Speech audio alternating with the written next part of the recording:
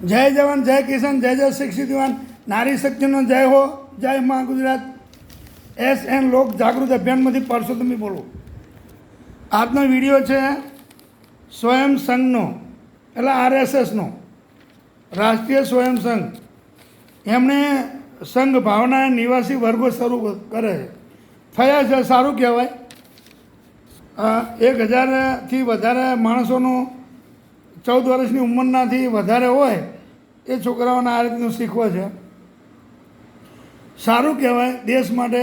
પણ એની સાથે સાથે એમણે જે કીધું કે પથ સંચલન, એકાત્મ સ્ત્રોત, બૌદ્ધિક શાસ્ત્ર, શારીરિક પ્રવૃત્તિઓથી યુવાનોને તૈયાર કરે છે.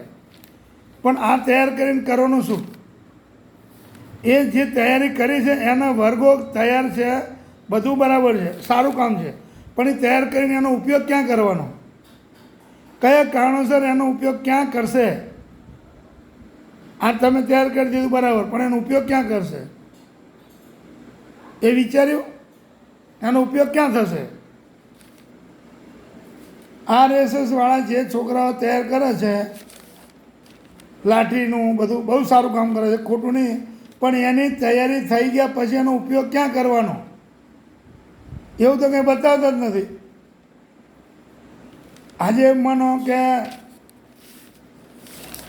આટલા 1000થી વધારે 14 વર્ષની ઉપરના ઉંમરના જે તૈયાર કરે, પણ એ લોકોને તૈયારી કરીને કયા કામમાં લેવાના છે એ તો બતાવતા નથી. તો હું એમ કહું છું, RSS વાળા જે કામ કરે છે એ જે કરતા હોય, પણ અત્યારે 14 વર્ષથી ઉપરની ઉંમરના છોકરાઓ 1000થી વધારે તૈયાર કરે એનું આ જે કામ કરવાનું છે, પદ સંકલન, એકાત્મ સ્ત્રોત, બૌદ્ધિક સત્ર, શારીરિક પ્રવૃત્તિઓ, આ બધું સારું છે શરીર માટે, બધું બરાબર. પણ આમને તૈયાર કરીને શું કામ કરાવવું એ તો બતાવ્યું નથી. આ તૈયારી કર્યા પછી દરેક વિસ્તારમાં,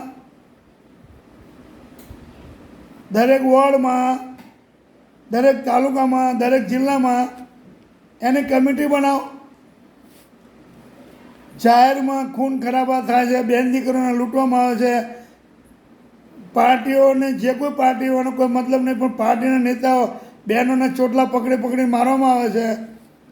ભાજપ તરફથી હોય, કોંગ્રેસ તરફથી હોય, એકબીજાના યુદ્ધો થાય, રોડ ઉપર ચક્કાજામ થાય, મારામારી થાય, ખૂન ખરાબા થાય, લાકડોથી હાથ પગ તોડવામાં આવે. કોઈ ખેડૂતો હોય, રૂપિયાવાળા હોય, જૂથ બળવાળા હોય, ટ્રેક્ટરથી માણસને મારી નાખે, ગોળીબાર કરે, જમીન કૌભાંડમાં ગોળીબારો થાય. આ બધા જે કંઈ બનાવ બને છે એને કંટ્રોલ માટે શું? હર્ષ સંઘવી સાહેબ એવું કહે કે એને કોઈને બક્ષવામાં નહીં આવે. પણ બક્ષવામાં ક્યાં? કોઈના ઉપર કાર્યવાહી જ નથી થતી. કાર્યવાહી થતી હોય તો આટલા બનાવો રોજના ના બને. રોજની અંદર ચેનલમાં જુઓ, ટીવીના માધ્યમથી, સોશિયલ મીડિયામાંથી બધા તમે જુઓ, ઇન્સ્ટાગ્રામમાં જુઓ, ફેસબુકમાં જુઓ. જેની કોઈ હદ નહીં, એનો કોઈ કંટ્રોલ જ નથી. રોજ એમ ભાઈ કોઈ પણ રાજ્યનું હોય, રોજ બનાવ બને છે.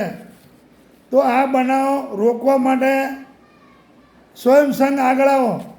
કેમ કે આ જે બનાવ બને છે કોઈ મુસલમાન નથી કરતા, હિન્દુને જ કાપે છે. તો હિન્દુ રાષ્ટ્ર બનશે કેવી રીતે? ક્યાંક દલિતો ઉપર અત્યાચાર થાય, ક્યાંક મહિલાઓ ઉપર અત્યાચાર થાય, ક્યાંક જમીનના વિવાદમાં અંદરો અંદર અત્યાચાર થાય, કોઈ જગ્યાએ ખૂન ખરાબા થાય, કોઈ જગ્યાએ લાકડીઓથી પગ ભાભી નાખવામાં આવે, કોઈ જગ્યાએ મારી નાખવામાં આવે, કોઈ જગ્યાએ જવાન બેન દીકરીઓને ચપ્પાથી ઘા કરીને એને પૂરેપૂરી મારી નાખીને ત્યાં બાજુમાં બેસીને વિડીયો ઉતારે બધા. પણ હિંમત રાખો અને બચાવવાનો પ્રયત્ન કરો. ખાલી વિડીયો કેટલો ઉતારવાનો હોય, મારતો હોય ત્યારે એક પુરાવો રે ભાઈ આને માર્યો. બાકી વચ્ચે પડીને બચાવવાનો પ્રયત્ન કરો, સાહસ કરો, બચાવવાનો પૂરેપૂરો પ્રયત્ન કરો. એક માણસ 5-7 એક સાથે જઈને ટોળું પકડી લે તો એ શું તમને કરી શકે? આજે લીવરોથી ફાયરિંગ કરે, પાછળથી પકડી લે, તમે શું કરો? એ તમને મારી ના શકે. ગભરાઈ જાય 4-5 જણ હોય એટલે હિંમત કરો અને લોકોનો જીવ બચાવો, જાન બચાવો. આ રીતે તમે ભાગી જશો તો કેવી રીતે મેળવશે? જાહેરમાં રોડ ઉપર છોકરીઓના ચપ્પાના ઘા મારી નાખે, પથરાઓ મગજ ઉપર મારી નાખે, કોઈના ધડથી મસ્તક અલગ કરી નાખે. આટલી બધી ક્રૂરતા અને સરકાર એમાં કાંઈ જ નહીં કરતી. તો હવે યુવાનો જાગૃત થાવ અને એવી કમિટીઓ બનાવો ને એવા ગ્રુપ બનાવો કે અહીંયા કંઈ પણ બનાવ બને તો એને બચાવવાનો પ્રયત્ન કરો. કારણ ગમે તે હોય એમનો પર્સનલ મામલો, પણ માણસને જ્યારે મારી નાખવાનો પ્રયત્ન થતા હોય ત્યારે ચારે બાજુથી વિડીયો બનાવે. એનાથી શું થાય? માણસ મારે એને સજા થાય પણ બચ્ચા તો નહીં ને. માણસને બચાવવાનો પ્રયત્ન કરો. મારું એ કહેવાનું આવે છે. સરકારનું કામ કરે, સરકાર તો કંઈ કરતી જ નથી. પણ હવે યુવાનો જાગૃત બનો અને આની અંદર યુવાનો જાગૃત બનો અને બધા જ વોર્ડમાં, તાલુકામાં, જિલ્લામાં, ગામમાં આખી કમિટી બનાવો. કાંઈ પણ બનાવ બને અને બચાવવાનો પ્રયત્ન કરો. આમાં તો કૂતરાની માફક માણસો મરે, કૂતરાની માફક બેન દીકરીઓ મરે, કૂતરાની માફક ગરીબો ખેડૂતો મરે. કોઈ જગ્યાએ ખેડૂતોને હેરાનગતિ છે. હમણાં એક બાજુનો ખેડૂત કોઈ હેરાન કરતો હશે, એ ખેડૂત મરી ગયો આપઘાત કરીને. હમણાં બીજો એક વિડીયો આવ્યો તો પોતે હળગીને મરી જવાનો પ્રયત્ન કર્યો. અધિકારીઓ કોઈએ એને હેરાનગતિ કરી. આવું કેમ? સરકારે ધ્યાન આપવું જોઈએ.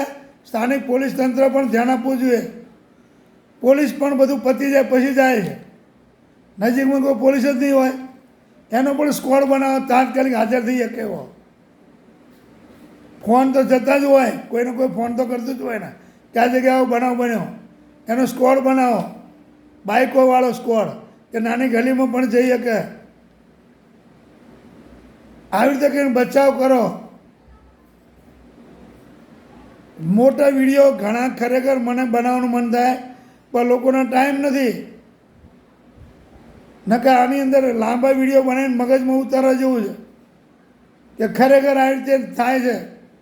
તો સ્વયંસંઘ રાષ્ટ્રનું RSS બન્યું સારું છે, પણ એ હિન્દુ લોકો જ હિન્દુને મારે છે.